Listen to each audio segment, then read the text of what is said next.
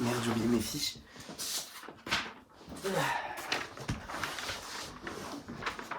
Bonjour. Je suis un peu gêné. Je me présente. Donc je m'appelle Essani. Bienvenue sur ma chaîne. Je reprends les vidéos. On peut même dire je commence les vidéos en fait parce que ça fait environ 3 ans que je n'ai pas posté. Voilà. Donc désolé. Je vais mettre ma première vidéo. Je vais l'enlever du privé. Comme ça vous pouvez voir... vous rappeler un peu de ma tête si vous vous rappelez plus de ma tête, ce qui est un peu normal au bout de 3 ans. Donc dans cette vidéo aujourd'hui, je vais évoquer mon avis sur le système éducatif français, parce que j'ai beaucoup de trucs à dire, de choses à dire dessus. Et je pense que c'est plutôt intéressant parce que moi personnellement, ça fait 12 ans que je suis dans ce système éducatif. Donc je pense que je peux quand même émettre mon avis. Donc là, je suis en seconde et j'ai pu remarquer beaucoup de choses dans le système éducatif, que ce soit positif ou négatif. Petit disclaimer, avoir accès à l'éducation, c'est très bien. J'ai pas envie de descendre quoi que ce soit ou qui que ce soit. Déjà, c'est vraiment très bien que les écoles françaises soient gratuites, que ce soit pour primaire, maternelle, lycée soit gratuite en France. Aussi, je tiens à dire que depuis tout à l'heure, j'ai refilmé au moins 3 fois cette partie-là de la vidéo parce que j'ai déjà filmé le disclaimer. Parce que tout simplement, je sais pas ce qu'il y a, mais mon écran s'est retourné. Donc, c'est-à-dire que ma tête était en bas. J'ai parlé pendant plus de 13 minutes du système éducatif et donc je suis dégoûté. Donc, je vais vous parler de plusieurs systèmes éducatifs en Europe pour pouvoir faire un peu les points positifs et les points négatifs. Et comme ça, après, je pourrais exposer mon avis. Déjà, je vais vous parler du système éducatif italien et espagnol. Les élèves au lycée commencent à 8h et finissent à 13h, 14h. Et eux, si je ne me trompe pas, leurs cours, ils sont... Un jour, par exemple, ils vont étudier la littérature, le français et tout. Après, ils vont étudier les maths. Après, ils vont étudier les arts et tout et tout. C'est pas tout mélangé comme en France. Et c'est plutôt bien parce que je pense que ça permet à notre cerveau d'assimiler plus facilement que s'ils avaient maths, français, cinéma. Moi, en quatrième, j'avais une professeure qui nous parlait du système éducatif finlandais, qu'elle le trouvait plutôt pas mal et qu'elle essayait de s'inspirer de ce système éducatif-là pour pas venir à faire des cours plus pédagogique et plus instructif. Et donc, d'ailleurs, je trouve qu'elle arrivait plutôt bien à le faire. Enfin, ses cours étaient plutôt intéressants quand même. Donc, je suis parti un peu vérifier ce qu'il y avait dans le système éducatif finlandais de si spécial. En fait, je me suis rendu compte que c'était un système éducatif de malade. Donc, c'est-à-dire qu'en 2009, ils ont été classés 3e dans le classement PISA. Donc, c'est un classement des systèmes éducatifs européens. Donc, ils ont été classés 3e. Donc, c'est plutôt un truc de ouf.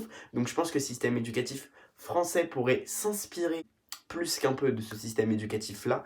Donc, par exemple, dans leur système éducatif, déjà à partir de 13h, après qu'ils aient mangé, c'est des travaux manuels parce qu'ils privilégient pas l'intellectualité des élèves, mais ils privilégient les deux en fait, que ce soit les travaux manuels ou les travaux intellectuels, les deux sont mis sur le même piédestal et c'est plutôt bien parce que dans la vie, il n'y a pas que de l'intellectuel, hein, clairement, il y a aussi du manuel et donc c'est vraiment bien, quoi, c'est cool. Aussi, là-bas, ils n'ont pas de devoirs, ils ont peut-être un petit peu, je sais pas, j'ai jamais fait mes cours en Finlande, mais en tout cas, ils en ont pas beaucoup. Que nous, on a, déjà, eux terminent à 14h, après c'est des travaux manuels, mais nous, on termine à 17 ou 18h, et en plus de ça, on a, des fois, le soir, plus de 2 heures de devoirs, c'est n'importe quoi. Notre cerveau n'a pas le temps de se reposer, clairement. Encore si le système éducatif français veut garder les devoirs. D'accord, gardez les devoirs, mais mettez-nous moins de cours, histoire qu'on ait le temps de faire les devoirs et qu'on se couche pas à minuit, qu'on soit éclaté le lendemain en cours, clairement. Je pense que je suis pas le seul à penser comme ça. Après, moi, personnellement, j'ai de la chance parce que cette année, j'ai pas beaucoup de devoirs. Mais je sais que dans mon année... Là, je suis en seconde. Mais je sais que dans mon année de 3e et de 4e, surtout celle de 4e, les devoirs, c'était hallucinant. Donc, c'est-à-dire que des fois, ça m'arrivait de me coucher à minuit, 1h, juste pour terminer les devoirs. Des fois, j'étais au plus bas de mon moral, clairement, et je pense que c'est ça aussi le problème de l'éducation française, c'est que scolairement, ils nous mettent trop la pression, donc c'est-à-dire que les notes, les notes, les notes, les notes, on doit penser qu'aux notes et aux devoirs, c'est mauvais parce que clairement ça nique le mental, quoi. Plein de gens qui sont partis en dépression à cause de ça, plein de gens qui étaient au bout du bout, que ce soit dans les études à partir du collège jusqu'aux études en supérieur, clairement.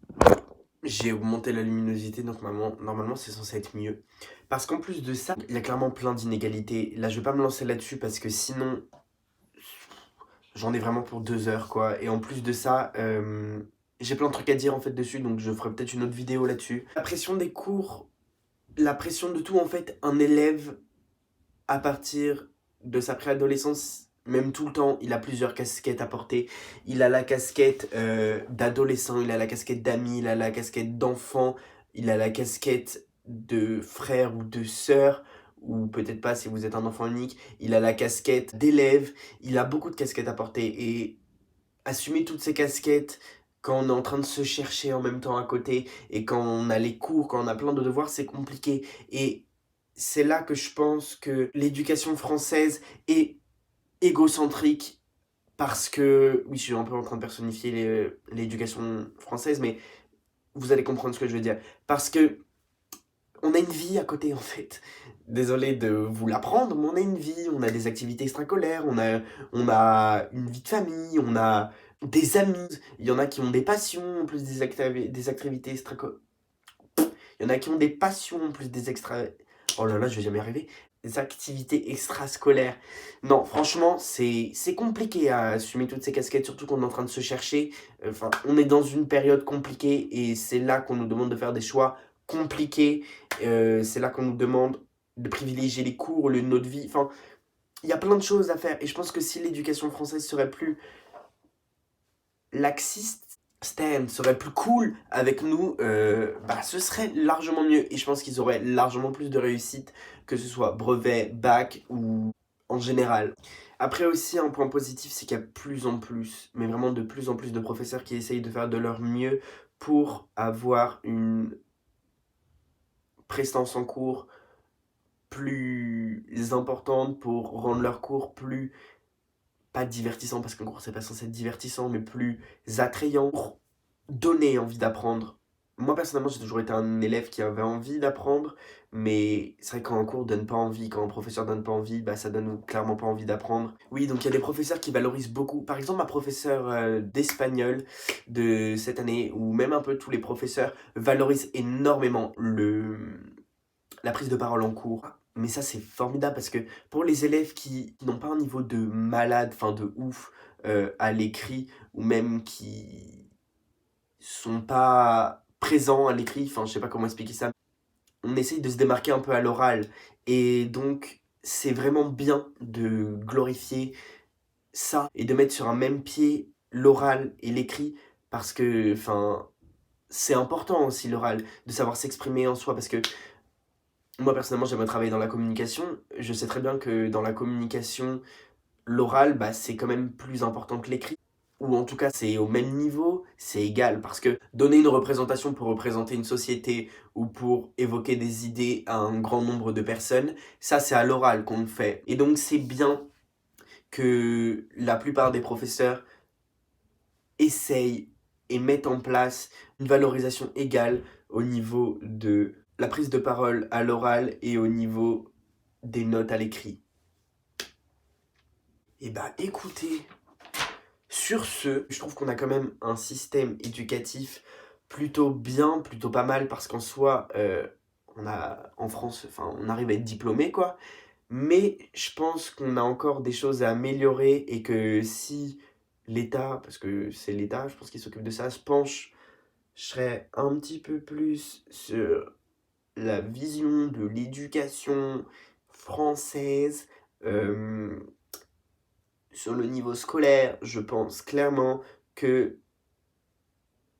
on pourrait l'améliorer fortement et que on pourrait clairement se retrouver dans des tops parce qu'en soi, nous les Français, on est plutôt assidus, enfin, on n'est pas teubés quoi comme pays. Donc je pense que si on se pencherait un peu plus sur ce système éducatif et qu'on essaierait de l'améliorer tous ensemble, et ben je pense clairement qu'on pourrait parvenir à un système éducatif de malade. Je pense qu'on pourrait le changer et s'inspirer de plusieurs systèmes éducatifs pour former notre système éducatif, et ce serait pas mal, ce serait bien, ce serait cool.